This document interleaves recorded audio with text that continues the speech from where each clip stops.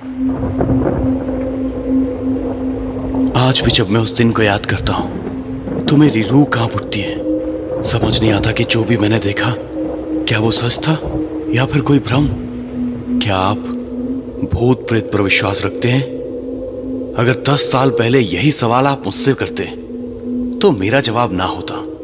मगर उस रात मैं अपने एक दोस्त की शादी को अटेंड करने गांव जा रहा था। बस कंडक्टर को जब मैंने गांव का नाम बताया वो थोड़ा चौंक सा गया और मेरी तरफ अजीब नजरों से देखने लगा। उसने मुझसे कहा कि यह गाड़ी उस रास्ते नहीं जाती क्योंकि बारिश की वजह से वो रास्ता बंद हो चुका है और अगले स्टॉप पर उतर के मुझे पैदल जाना पड़ेगा। मेरे पास और कोई रास्ता नहीं था, सो मैंने टिकट ले लिया। रास्ता बड़ा ही लंबा था, सो मैं थोड़ी देर के लिए सो गया। लगभग रात के 10 बजे गाड़ी उस स्टॉप पर पहुंची और मैं बस से उतरने लगा, लेकिन तभी बस कंडक्टर ने मुझे रोका। वो मुझे वहां पर ना उतरने की विनती करने लगा। उसके कहे अनुसार वो रास्ता बड़ा ही निर्जन था, लेकिन पहले ही मुझे बहुत देर हो चुकी थी, इसलिए कंडक्टर को धन्यवाद देते हुए मैं बस से नीचे उतर गया। मैंने मुड़कर देखा तो कंडक्टर अभी भी मेरी तरफ देख रहा था, मानो जैसे उसे मेरी बड़ी चिंता हो रही थी। बस निकल गई और उस सुनसान रास्ते में अकेला रह गया मैं। बस के जाने के बाद वो रास्ता और भी सुनसान लगने लगा। अंधेरा काफी घना था और मेरे पास टॉर्च भी नहीं थी, सो मैंने अपने मोबाइल की लाइट ऑन की और जंगल के रास्ते की ओर बढ़ गया। मैं थोड़ी दूर चला था कि अचानक बारिश शुरू हो गई। मैंने अपना छाता निकाला और मोबाइल की धुंधली सी रोशनी में आगे बढ़ने लगा, लेकिन अचानक मेरे मोबाइल की टॉर्च बंद होने लगी। मेरा मोबाइल स्विच ऑफ हो गया। रह रहकर मुझे कंडक्टर की बातें याद आ रही थी। मैं अपने आप को कोसने लगा, काश मैंने उसकी बात मान ली होती, लेकिन अब मेरे पास कोई चारा नहीं था। मैंने हिम्मत बांधी और आगे बढ़ने लगा। तभी किसी लड़की की आवाज मेरे कानों पर आई।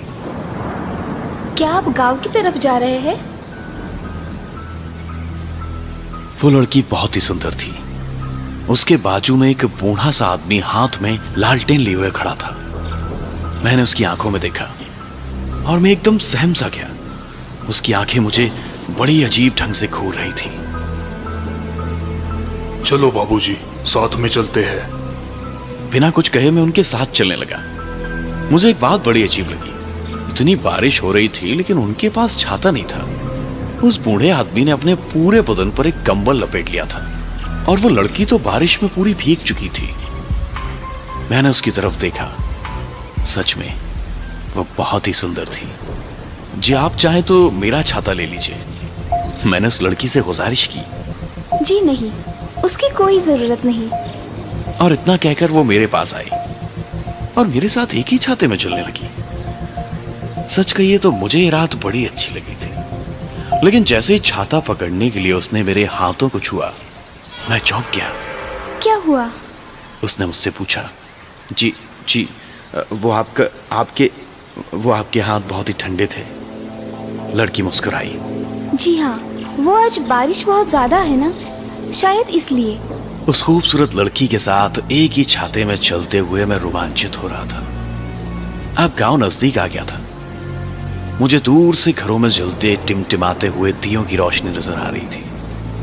मैं उस रास्ते से आगे बढ़ा, लेकिन मैंने देखा कि वो लड़की और वो बूढ़ा आदमी एकदम से रुक गए। क्या हुआ? आप रुके क्यों? मैंने उनसे पूछा। आप गांव में नहीं आने वाले? जी हम गांव नहीं आते, हमारा लॉज है यहाँ पर। कभी वक्त मिले तो आइएगा जरूर। उस लड़की के हाथों में छाता देके मैं आगे बढ़ा। अचानक मुझे याद आया कि मैंने उस लड़की का नाम तो पूछा ही नहीं। अपने आप को कोसता हुआ मैं पीछे मुड़ा और मेरे पांव तले जैसे जमीन खिसक गई। वहां पे कोई भी नहीं था। मैं आंखें फाड़ फाड़ कर देखने की कोशिश करने लगा। अचानक फिर से बिजली कड़की और फिर जो मैंने देखा, मैं आज तक उसे भुला नहीं पाया हूं। उनकी आंखें, उफ, उसमें तो जैसे जान ही नहीं थी, लेकिन फिर भी वो मुझे ही घूर रही थी। चेहरा सफेद, मानो जैसे उनका खून ही सूख चुका हो। वो मेरी तरफ देखकर मुस्कुराई। उसके सारे दांत सड़ गए थे। हमारा लॉज है यहाँ पर, कभी वक्त मिले तो आइएगा जरूर, मैं आपकी राह देखूंगी। उसकी आवाज मानो किसी कब्र से आ रही हो, इतनी भयानक थी। मेरे हाथ पांव कांपने लगे। मुझे उस कंडक्टर की बताई हुई बात याद आ गई। उसने मुझसे कहा था कि रास्ते में अगर कोई पुकारे तो रुकिएगा मत। इतनी बारिश में भी मुझे पसीना आने लगा और फिर अपनी जान हथेली पर रखकर मैं वहां से भाग निकला।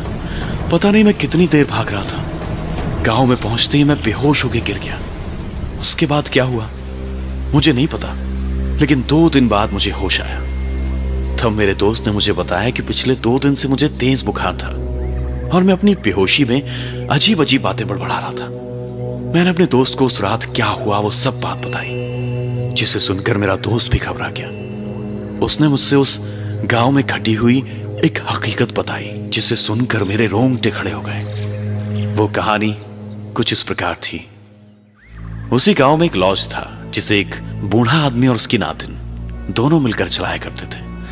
कुछ साल पहले शहर से कोई लड़का उन दोनों के लॉज पर रहने के लिए आया था। वो दोनों एक दूसरे से प्यार करने लगे।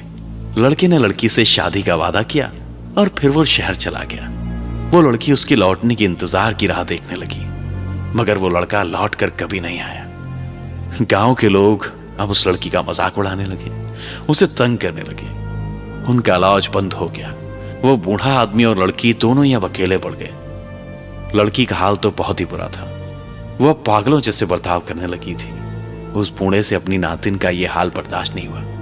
एक रात को दोनों जंगल की तरफ निकल पड़े और एक पेड़ से लटक कर उन दोनों ने आत्महत्या कर ली। उस तूफानी रात में मैं जिस लड़की और उस बूढ़े आदमी से मिला, ये वही लोग थे। आज भी जब मुझे वो तूफानी रात याद आती है तो मैं चैन से नहीं सो पाता। अब आप ही बताइए, उस रात जो भी मैंने देखा या फिर महसूस किया, वो सच था या फिर मेरा भ्रम? आपको क्या लगता है, क्या भूत प्रेत सच में होते हैं?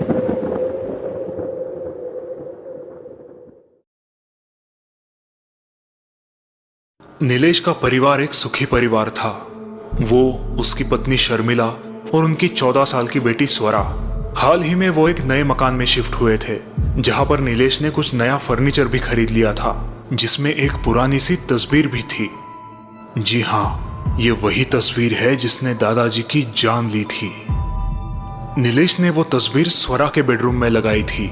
नीलेश खुद एक आर्टिस्ट था और उसे आर्ट की बड़ी अच्छी समझ थी, लेकिन न जाने क्यों शर्मिला को वो तस्वीर बिल्कुल पसंद नहीं थी। एक रात शर्मिला को स्वरा के बेडरूम से कुछ आवाजें आने लगी। जब शर्मिला स्वरा के कमरे में पहुंची, उसने देखा कि स्वरा उस तस्वीर की तरफ देखकर मुस्कुरा रही है। शर्मिला को यह बात बड़ी अजीब लगी। किससे बात कर रही हो स्वरा? नहीं तो, मैं कहाँ बात कर रही हूँ? शर्मिला स्वरा के कमरे में से बाहर आई। जैसे ही उसने कमरे के बाहर कदम रखा, अंदर से फिर से हंसने की आवाजें आने लगी। अगले दिन शर्मिला ने यह बात नीलेश को बताई, लेकिन नीलेश ने इस बात को हंसी मजाक में टाल दिया। दूसरे दिन शर्मिला ने देखा कि स्वरा अपने कमरे में बैठी कोई तस्वीर बना रही है। स्वरा दीवार पर टंगी उसी तस्वीर की नकल बना रही थी। शर्मिला को यह बात बड़ी अजीब लगी, लेकिन उसने भी इस बात को अनदेखा कर दिया। रात को जब शर्मिला अपने बेडरूम में सोने जा रही थी, उसे स्वरा के कमरे से फिर से किसी के बोलने की आवाज आने लगी। शर्मिला धीमे से स्वरा के कमरे में दाखिल हुई। उसने देखा कि स्वरा एकटक उस तस्वीर को घूरे जा रही है और अपने आप से ही कुछ बड़बड़ा रही है। पूर्णिमा, अगली पूर्णिमा, मैं आ रही हूँ, मैं आ रही हूँ। स्वरा की आवाज बड़ी अजीब लग रही थी। शर्मिला घबरा गई। स्वरा, स्वरा, क्या हो गया है तुम्हें? ऐसे क्यों बात कर रही हो? लेकिन स्वरा ने कोई जवाब नहीं दिया। वो अब जोर जोर से आगे पीछे हिलने लगी। शर्मिला ने घबरा कर नीलेश को पुकारा। नीलेश ने जब स्वरा को इस हालत में देखा, वो भी घबरा गया। स्वरा, होश में आओ, स्वरा, होश में आओ। स्वरा के ओठों पर एक अजीब सी मुस्कान झलक रही थी और उसकी आंखें सफेद हो गई थी। मैं स्वरा नहीं हूँ। उसकी आवाज बड़ी भयानक थी। अचानक फिर से उसके चेहरे का नूर पलट गया। उसकी आंखें अब गोल गोल घूमने लगी। निकल जाओ यहाँ से, निकल जाओ। वो गुस्से से उन दोनों पर चिल्लाई। शर्मिला स्वरा की ये हालत देखकर रोने लगी। नीलेश ने फौरन डॉक्टर को बुला लिया। डॉक्टर अंकल जब स्वरा के कमरे में दाखिल हुए, वो भी इस नजारे को देखकर चौंक से गए। स्वरा ने अब अपनी आंखें उनकी तरफ रोकी। ए डॉक्टर, तू मेरा कुछ नहीं बिगाड़ पाएगा। तू उस बूढ़े को नहीं बचा पाया, अब इस बच्ची को कैसे बचाएगा? स्वरा के मुंह में से आने वाले ये शब्द सुनकर डॉक्टर अंकल सुन्न हो गए। जी हाँ, ये वही डॉक्टर थे जो दादाजी की तबीयत की जांच पड़ताल करने आए थे। क्यों, कुछ याद आया? अगली पूर्णिमा के दिन मैं इस बच्ची को ले जाऊंगी और तू बस देखता रहेगा। अचानक डॉक्टर को कुछ याद आया। उन्हें अब दादाजी का सूखा हुआ चेहरा दिखाई देने लगा। उन्हें याद आया कि दादाजी दीवार पर टंगी एक तस्वीर की तरफ देखकर कुछ कहना चाहते थे। डॉक्टर अंकल की नजर अब दीवार की तरफ गई और उनके पांव मानो जैसे जमीन में जम ही गए। ये तो वही तस्वीर है, वो पुटपुटाए। उन्हें दादाजी के शब्द याद आने लगे। पूर्णिमा, अगली पूर्णिमा। दादाजी की मौत पूर्णिमा के दिन ही हुई थी। यह तस्वीर यहां पर कैसे आई? जी मैंने वो कबाड़ खाने से खरीदी थी। क्यों, क्या हुआ डॉक्टर साहब? डॉक्टर को अब सारी बात समझ आ गई। तभी स्वरा डॉक्टर को घूरते हुए बोली, तू ठीक समझा। मैंने ही उस बूढ़े की जान ली थी और अब इस लड़की की बारी है। डॉक्टर के माथे पर पसीना जमा होने लगा। वे कांपते हुए उस कमरे से बाहर आए। उन्होंने दादाजी की पूरी हकीकत नीलेश और शर्मिला को बताई। मुझे लगता है कि आपको उस तस्वीर को वहां से हटा देना चाहिए, या फिर बेहतर है कि आप उसे जला ही दे। लेकिन आपको यह काम पूर्णिमा के दिन ही करना होगा। इतना कहकर डॉक्टर अंकल वहां से निकल गए। आखिर पूर्णिमा की वो भयानक रात आ ही गई। नीलेश और शर्मिला दोनों ही स्वरा के कमरे में आए। स्वरा अपने बेड पर सो रही थी। नीलेश ने स्वरा के हाथ पैर रस्सी से बांध दिए और दीवार पर टंगी तस्वीर निकालने के लिए वो आगे बढ़ा। लेकिन तभी स्वरा ने अपनी आंखें खोली और वो पागलों की तरह झटपटाने लगी। मैं तुम्हें जिंदा नहीं छोड़ूंगी, मार डालूंगी, मार डालूंगी। वो जोरों से चिल्लाने लगी। कमरे का माहौल एकदम से बदल गया। भूकंप के झटके की तरह पूरा कमरा कांपने लगा। स्वरा का चेहरा पूरी तरह बदल चुका था। नीलेश ने वो तस्वीर निकालकर जमीन पर पटकी और अपनी जेब में से माचिस निकालकर वो उसे जलाने की कोशिश करने लगा। लेकिन डर के मारे नीलेश के हाथ कांप रहे थे। तुम ऐसा नहीं कर सकते, नहीं कर सकते। स्वरा जोरों से चिल्लाई। वो अपने आप पलंग से ऊपर उठकर हवा में तैरने लगी। जल्दी करो नीलेश, जल्दी करो, उस तस्वीर को जला दो। छोड़ो मुझे, मैं तुझे नहीं छोड़ूंगी। स्वरा उन्हें छोड़ दो। मुझे मारना चाहते हो? छोड़ो उन्हें, मुझे। वो तुम्हारे पापा हैं। स्वरा नीलेश का गला दबाने लगी। ये क्या कर रही हो स्वरा? छोड़ दो उन्हें। शर्मिला चिल्ला रही थी। मैं स्वरा नहीं हूँ, मैं स्वरा नहीं हूँ। नीलेश की आंखों के सामने अब अंधेरा छाने लगा। उसे अपनी मौत नजर आने लगी। लेकिन तभी कमरे का दरवाजा खोलकर डॉक्टर अंकल वहां पर आ पहुंचे। उनके हाथों में पेट्रोल से भरी हुई एक बोतल थी। उन्होंने वो सारा पेट्रोल उस तस्वीर पर छिड़का और अपनी जेब में से लाइटर जलाकर उस तस्वीर पर फेंक दिया। तस्वीर के जलते ही उस बुरी आत्मा ने स्वरा के शरीर को छोड़ दिया और वो फिर से उस तस्वीर में घुस गई।